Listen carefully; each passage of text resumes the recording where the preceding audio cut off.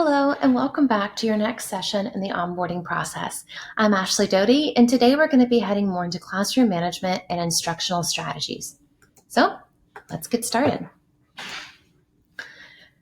So far, we've addressed the planning piece of the education model. Now we're going to laser into the teaching piece of the education model.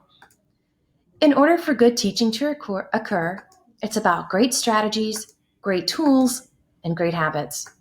Why? Because strategies are how we create rigor for students.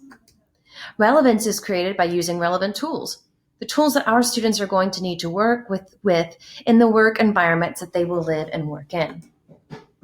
And relationships show up in our day-to-day habits. But the question for us is, how do we make those relationships show up, and how do we make them meaningful for students? We could have the greatest lesson plan planned out by using the appropriate data, being aligned to the IFC, being organized. But if you don't have classroom management, forget it. When we speak about classroom management, we aren't just talking about laying down the law, but we're talking about building those relationships, getting to know our students, and creating an environment for them to feel comfortable to take risks. Here are the top 12 most frequently used best relationship habits being used by teachers around the country.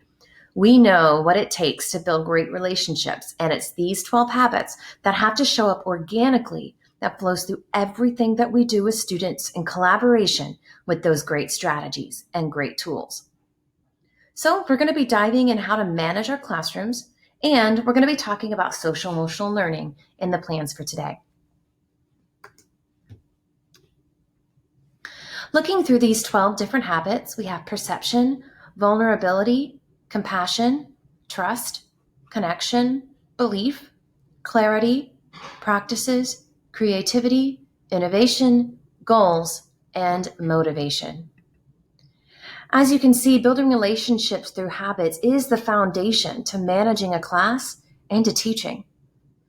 We're going to learn more about the tools available to teach your lessons, but for now, we need to remember that the tools aren't the end-all be-all.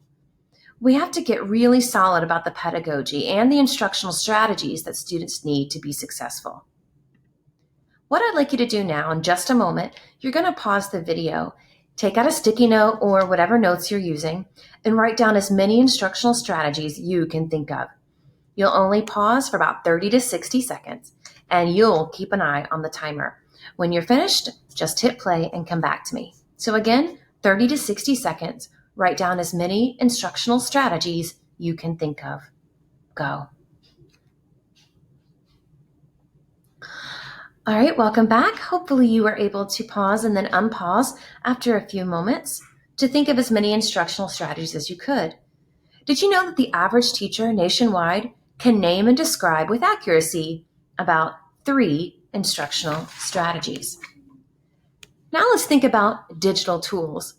Again, in just a moment, when I say go, you're going to pause the video for about 30 to 60 seconds and take out a sticky note or in the same notes you were taking earlier, write down as many digital tools that you can think of.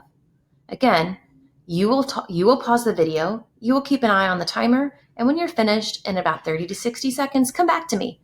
You're going to be writing down as many digital tools you can think of. Go. And welcome back. Again, I hope you had time to pause for 30 to 60 seconds and write down as many digital tools as you could think of. Did you know that the average teacher nationwide can name and describe with accuracy 6 digital tools? Remember, we said that most could describe instructional strategies with at most 3 on average. This means there's a surplus of knowledge doubled on tools compared to knowledge on strategies. We're going to be focusing our attention to engagement and instructional strategies so that our students and that we can be successful.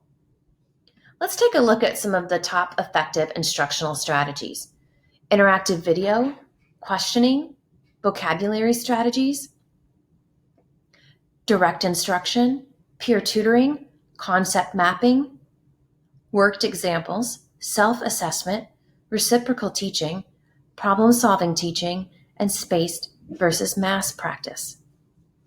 Yes, these are top instructional strategies intended for the brick and mortar setting, but we can still use them in our mobile environments. Take a look at our instructional strategies up here again. Again, just some of the ones that are mentioned. And then some of the digital tools that can be used, whether you're in a mobile synchronous or asynchronous lesson, or even in face-to-face.